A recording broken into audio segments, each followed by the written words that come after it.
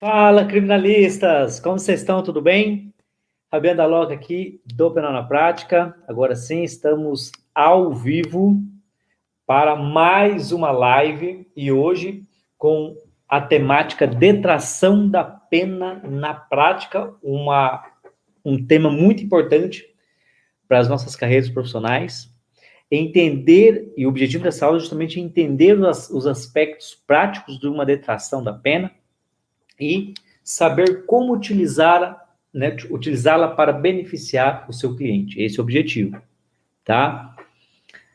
Para quem ainda não me conhece, sou Fabiano Daloca, advogado criminalista, especialista em direito penal e processo penal, criador de um programa chamado Mentoria Penal na Prática 5 em 1, onde eu ensino, onde eu e minha equipe, meus tutores, damos total apoio por 12 meses para o advogado em todos os seus casos práticos.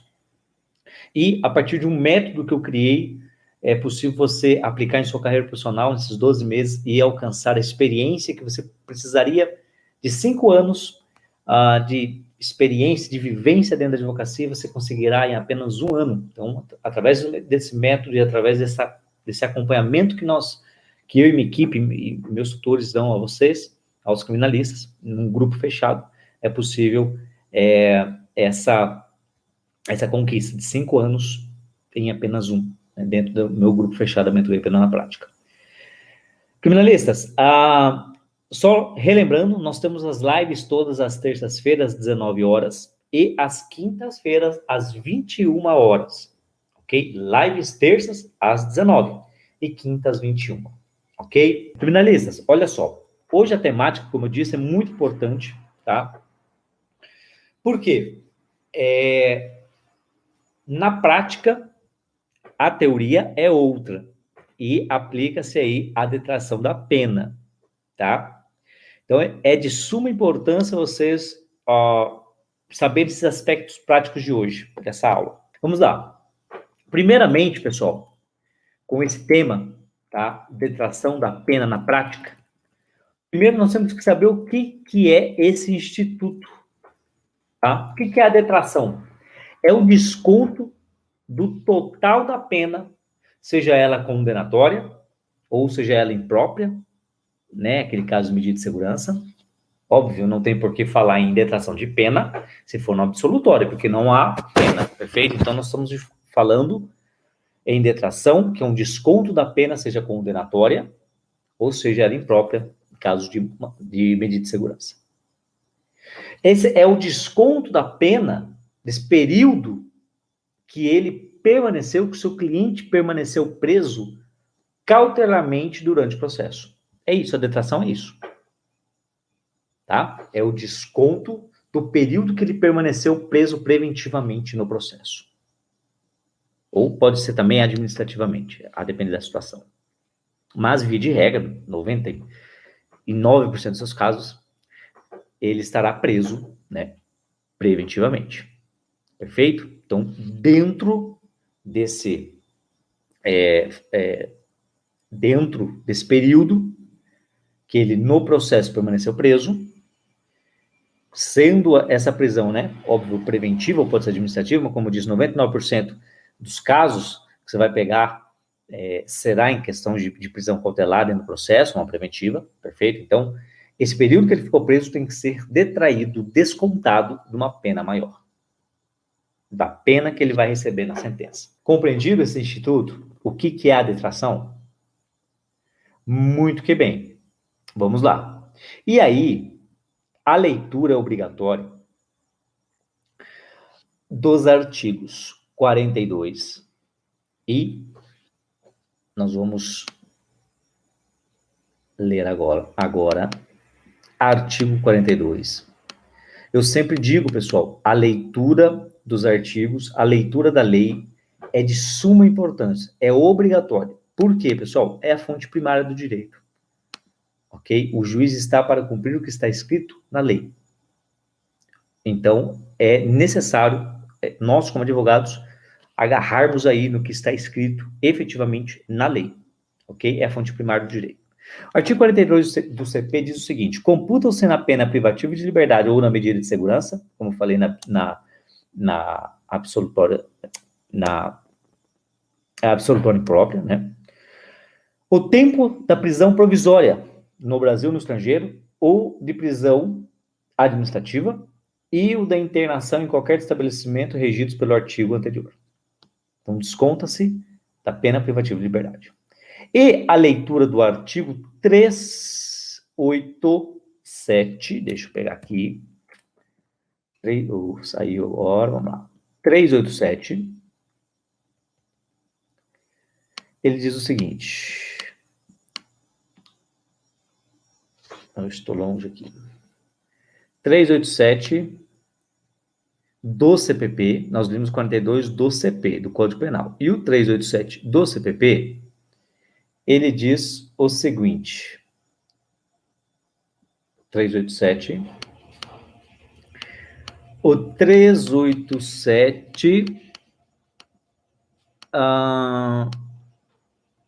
parágrafo 2º, diz o seguinte, o tempo de prisão provisória, de prisão administrativa ou internação no Brasil ou no estrangeiro, será computado para fins de determinação de regime inicial da pena privativa de liberdade. Ok? Fabiano, me dá exemplos práticos disso. Bora lá. Exemplo é bom e bom de bastante. Vamos lá. Primeiro, vamos supor aí, tá, que o seu cliente foi condenado em 5 anos de reclusão, vamos supor aí, pelo crime lá capitulado no artigo 33 da Lei Antidrogas. Ele ficou preso preventivamente 1 ano. Olha só esse exemplo. Esse período que ele ficou preso preventivamente será o quê? Descontado dessa pena total de 5 anos. Isso que é a detração na prática. Então, ele terá que cumprir o quê? Apenas mais 4 anos de pena. Compreendido? Pena cumprida é pena descontada. Tem que descontar. Pena cumprida, tem que descontar. Compreendido, pessoal? Manda um ok, se vocês estão entendendo a linha de raciocínio. Por enquanto está tranquilo. Só estamos fazendo uma recapitulação do que a gente já aprendeu aí no banco da faculdade. Por enquanto é tranquilo. Não aí não é aí que mora o perigo. Não é aí que tem que ter um pulo do gato. Vamos lá. O que acontece? Eu vou fazer uma linha do tempo aqui das etapas de um processo crime para melhorar a didática. Olha só. Tudo inicia, tá, com a deflagração da ação penal. Ação penal advindo aí de um inquérito policial ou de um auto de prisão flagrante. Ok? Via de regra. Também 95% ou mais. Advém do inquérito policial ou APF. O MP, a acusação, vai deflagrar a ação penal, vai fazer uma acusação contra o seu cliente. O juiz vai analisar se é caso de recebimento ou não. Uma vez o juiz recebendo essa acusação, então nós estamos aí, diante do nascimento de uma ação penal. Perfeito? Ok. O seu cliente, a partir de uma citação válida, será informado, terá, né, que apresentar defesa prévia ou resposta à acusação. Depois da defesa prévia e resposta à acusação, né, no prazo nós sabemos que é de 10 dias, via de regra, após essa resposta feita por nós, defesa, o juiz vai analisar se há alguma causa de absolvição sumária. Não havendo, ele vai marcar a audiência de instrução e julgamento. Olha a linha do tempo. Perfeito? Nessa audiência de instrução e julgamento, será ouvido naquela ordem, né, vítima, testemunhas, acusação, defesa, réu, ok? Se tiver perito, se tiver outras pessoas a ser ouvidas, né, profissionais, e tiver cariação, enfim, reconhecimento, tudo o que tem direito numa audiência de instrução criminal. Bem, ao final, ao cabo após todo esse procedimento, será ouvido o réu. Ok. Muito bem. Após isso, o juiz, ele terá duas opções. A primeira, ele pode falar, doutores, alegações finais orais. Ok? Por isso sempre tem que ir preparado, né? Bem, ele pode falar ante a complexidade do delito, do processo, ante tiver na pluralidade de réus, enfim. Diante disso, pode ter diligências, né? Com base no 402 do CPP. Bem, enfim, concluindo ali, o que acontece? Ele pode, nas alegações finais orais, abre para as partes e, ao final, sentenciar. Pode ser, como eu disse, nas alegações finais, diante dessa complexidade, ele abrir um prazo de 5 dias para ambas as partes para apresentar as alegações finais em memoriais escritos nos termos do artigo 413, parágrafo 3º. Compreendido? Bem, feito isso, criminalistas, se foi ali na audiência, alegações finais orais, pelo prazo fixado em lei, ele irá proferir a sentença ali na hora. Se for memoriais escrito, ante a complexidade do processo, vai abrir prazo de 5 dias para ambas as partes, após os memoriais, vai tornar conclusa e tem 10 dias para pronunciar a sentença. Ok? Na sentença, ele vai respeitar alguns parâmetros trazidos por lei. O juiz primeiro vai fazer o relatório, vai fazer menção, uma análise de todas as provas produzidas, acusação e defesa, e então ele profere a sentença, condenatória ou absolutória. Sabemos que a absolutória pode ser própria ou imprópria em caso de medida de segurança. Aplicação dela. Vamos lá. Ele condenou o seu cliente. Aí, fazemos menção ao grande Nelson Hungria e ele vai proferir a sentença com base na fixação a partir da dosimetria. Fixação da pena a partir da dosimetria. Respeitando 3 critérios, né? Em respeito aí ao Nelson Hungria, como bem trabalhou esses 3 aspectos. A primeira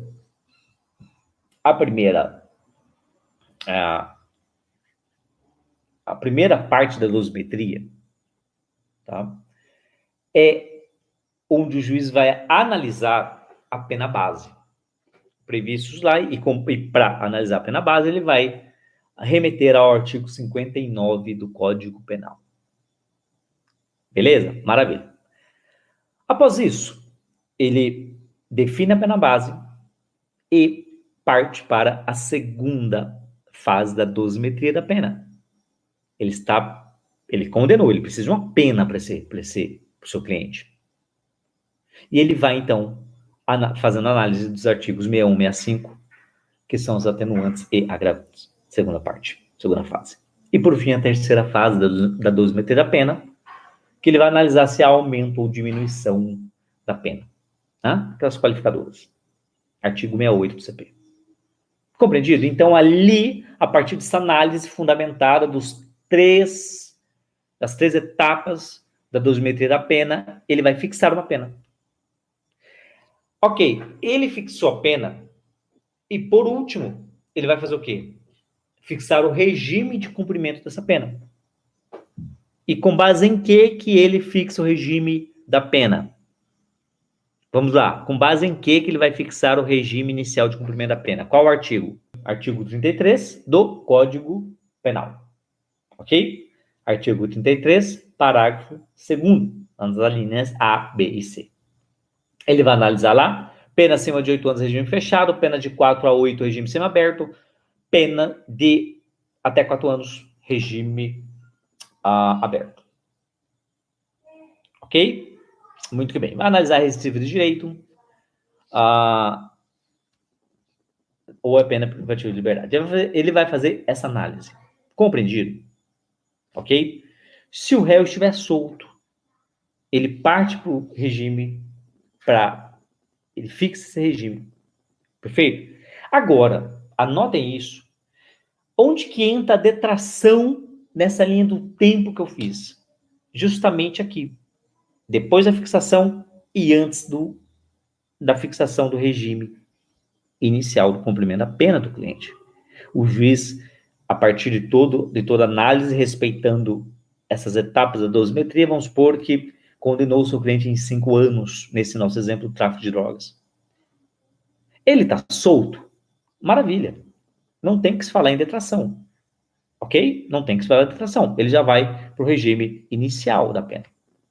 5 anos, ele é primário, tudo certinho. Regime inicial, a depender, óbvio, lá do artigo 59, se não for uma grande quantidade, enfim, uma série de situações, que é para uma outra live, mas, via de regra, ele determina o semiaberto. Nesse nosso exemplo que eu dei. Ok? 5 anos.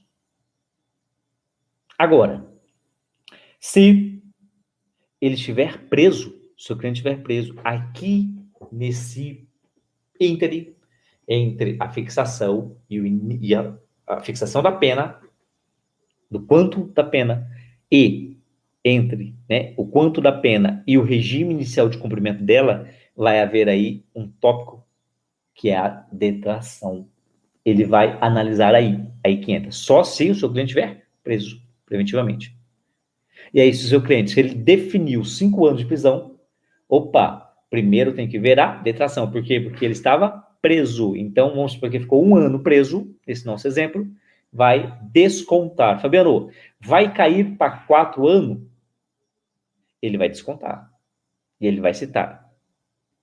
Olha, fixo ante a detração da pena, o regime inicial de cumprimento dela diminui 1, se for 5, diminui 1, 4 anos, regime aberto. Limite, né? Ok? Se for 4 anos e 1 dia, regime semiaberto. Mas ele vai descontar aí. O juiz do processo. Compreendido, pessoal, essa linha do tempo, na onde que entra a detração? Finalistas, o conceito é simples, tá? O conceito é simples, mas na prática é complicado. Bruno, por que essa detração, na teoria é simples, na prática é complicado? Por quê? Tem um detalhe aí. Há uma divergência jurisprudencial muito grande. E isso se deu a partir do advento da Lei 12.736 de 2012. Por quê? Antes dessa Lei 12.736 de 2012, antes dela, essa detração não era o juiz do conhecimento, não era o juiz da ação penal, do processo crime, que descontava ela, mas sim com base mas sim o juiz da execução penal, com base no artigo 66, inciso 3, ok? Lá da Lei de Execução Penal. O juiz de execução. Antes funcionava assim. E, a partir da edição dessa lei, do advento da 12.736 de 2012, quem ficou responsável ab initio, ele deve fazer isso, é o juiz do quê? De conhecimento. É o juiz do processo. É o juiz sentenciante. Ok? Com o advento dessa lei. Só que essa lei, pessoal, não revogou, nem expressa nem tacitamente, o previsto lá no 66, inciso 3 da LEP, da Lei de Execuções Penais. Ou seja, aí deixa uma margem do tamanho do mundo para quê? Para o julgador falar, olha, realmente eu não vou aplicar isso aqui. Porque não revogou isso aqui. No meu entendimento, é caso do juiz da execução. Eu estou entrando, se eu analisar a detração, eu estou entrando na seara lá do juiz da execução.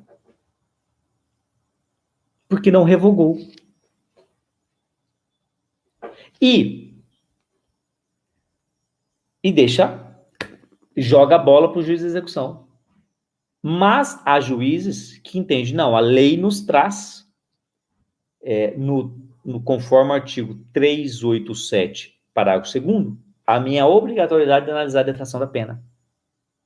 Então, diante desse impasse, uns acreditam que é de competência dele, porque está no CPP, e outros acreditam, não é minha competência, porque não houve uma revogação nem tácita, nem expressa, muito menos tácita, lá do 66. É o juiz da execução que é o competente para analisar a detração. Olha só que situação.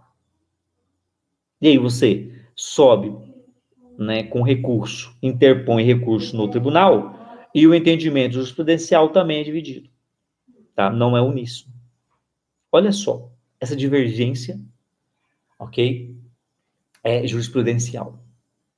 Perfeito? Compreenderam? Tá vendo? Como que você pode resumir para a gente, então, e para que possamos colocar na prática isso? Como devemos proceder? É agora que começa o pulo do gato, né? A diferença de vocês que estão aqui nos acompanhando no Penal na Prática. Olha só. Via de regra, pessoal, o que vocês vão analisar no processo de vocês? O seu cliente é primário? Não tem outras condenações? Não tem outros executivos de pena? Não, Fabiano, meu cliente é zero bala, tá? Tá zero bala. Meu cliente é primário. Não tem nenhuma outra condenação. Quando o seu cliente estiver nessa situação, você vai requerer a detração da pena. E se o juiz não analisar a detração da pena ali, esse período que ele ficou preso, você irá, logo após a sentença, no prazo de 2 dias, opor embargos de declaração. Diante da omissão dele, do seu pedido lá nos memoriais ou nas alegações finais, de não ter feito a detração da pena ali. Diante dessa circunstância, Fabiano, por que ele tem que ser primário? Por que ele não pode ter outra condenação? Porque é aí que mora a diferença. Os juízes, eles têm amparado, e a jurisprudência tem amparado nessa situação, de que, uma vez o seu cliente tendo condenações, ele não pode, o juiz do processo da ação penal, o juiz sentenciante, ele não pode analisar a questão da detração, porque ele, antes de analisar a detração, ele vai ter que analisar a unificação de pena. Por quê? Porque a detração, ela é o quê? Para fins de fixação de regime de cumprimento de pena. Ora, se o seu cliente tem outras condenações, pouco importa, até porque essa nova condenação aqui vai considerar falta grave nos outros, então pouco importa se o juiz vai analisar, analisando a detração ou não, porque aqui ele vai, não vai adiantar em nada no processo. E aí, o juiz da sentença, o juiz do processo, né, do processo crime, da ação penal, para ele conceder um regime mais brando para o seu cliente, ele tem que analisar as outras penas, outras condenações, outros executivos de pena. E aí, realmente, ele estaria entrando numa seara que é o do juiz de execução. Por isso, e os tribunais, a jurisprudência, tem, sim, de forma majoritária, pendido para esse lado. Ok? Fabiano, então, se o meu cliente tiver condenação, eu não vou requerer. Seria isso? E a resposta é o seguinte, olha só. Você vai requerer a detração dos memoriais das alegações finais. Vai requerer. Só que a diferença é, uma vez o juiz não analisando, você não vai opor embargos de declaração se o seu cliente tiver várias condenações, outras condenações. Você não vai opor embargos de declaração, sabe por quê? Senão, você vai, só ir nesse embargos, você vai perder uns 30 dias.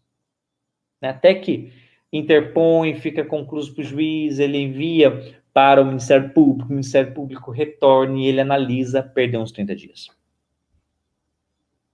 Ok? Então, requerer você vai nos seus memoriais, mas não vai opor embargos. Agora, essa na hipótese do seu cliente estiver com outras condenações. Agora, Se o seu cliente, tá, não tiver nenhuma condenação, for primário, aí sim, pede, requeira a detração no seu pedido, nos seus memoriais ou alegações, só que se o juiz for omisso ou não conceder, você opõe embargos. Aí vale a pena a briga, tá? Aí vale a pena a briga. Não espera a guia de execução provisória, ok? Porque com a sentença, expede-se a guia provisória de cumprimento de pena, ok? Nesse primeiro exemplo que eu dei, que o seu cliente, se ele já tiver outras condenações, e, né, óbvio, outras condenações têm estado julgado e também, e por óbvio, vai ter executivo de pena. Se ele tivesse executivo de pena, tá? Às vezes, você acelera ali essa guia provisória desse processo, acelera essa guia provisória desse processo, entra com recurso, deixa o embargo de lado, entra com recurso e acelera essa guia provisória, já vai lá na execução, já tenta, se for mais, né, ficar para uma outra aula, mas se for mais benéfico, a unificação dessas duas penas, a provisória com a definitiva dele, de repente pelo quanto da pena, né, que ele já cumpriu dessa provisória, se unificar com as outras, e aí é uma série de situações, né, se for tudo num sexto, de repente ele já progride de regime, então é muito mais fácil você correr e conseguir a progressão dele na provisória do que entrar com embargos e aí enrolar uns 30 dias. De repente, se você correr e acelerar, tá, a provisória nesse processo, com a unificação das demais, e se você analisar, óbvio, se você vê que é caso de progressão de regime, ele sai mais rápido, em poucos dias, muito mais rápido a progressão de regime dele, do que se for para você querer brigar com o juiz, entrar, opor embargos, enfim. Cliente de vocês, com outros executivos de pena, com outras condenações, saiu uma aqui, a provisória, saiu essa condenação, você vai requerer a detração. Não analisou a detração, não opõe embargos, né? Direto com recurso e luta e vai lá, acelera o processo dele para sair a guia provisória e já ir tentar lá na execução a progressão de regime. Não tem condenação, tá zero bala, tá limpo, ficha limpa, aí sim, aí pode opor embargos, ir lá, conversar no gabinete, conversar com o juiz, conversar com o assessor, que ele, aí, por lei, ele tem que efetivamente dar a detração ali, conceder a detração. Sob pena de ser nula a sentença dele. Sob pena de ser nula. E aí, no seu recurso, via de regra apelação, tá? Você vai colocar como preliminar, ok? Por quê? Porque está na lei e ele não cumpriu. Fabiano, tanto nessas duas situações, cliente, eu vou requerer nas alegações finais memoriais, tanto se o meu cliente já tiver condenação, ou se ele for primário, você vai requerer. O juiz não concedendo, você pode entrar, você vai apelar e vai colocar como preliminar nas duas hipóteses. Coloca como preliminar, tá? Essa questão da não análise. Porque por mais que o juiz ele não conceda a detração, não faça a detração da pena, ela é uma questão de direito. Então, você tem que arguir no seu recurso. Ele tem pelo menos fundamentar o motivo pelo qual não está fazendo a detração. Sob pena de ser nulo. Ok? Se ele não mencionar nada, preliminar, tá? Preliminar para nulificar aquela sentença. Tanto do expediente quanto do outro. Tanto se ele tiver, se o cliente tiver condenação ou não. Pode pedir nos memoriais alegações e requerer como preliminar no recurso. A diferença está pairando para você ganhar tempo em relação aos embargos. Não brigue com ele ali, se for caso, se o seu cliente tiver outra condenação. Não. Vá para o juiz de execução e corra lá. Acelere lá. para progredir rápido. Tá? Foi o caso de um cliente meu. Tivemos um cliente do escritório, aonde ele já tinha outras 2 condenações, e adveio a terceira condenação, certo? Expediu-se, então, a guia provisória.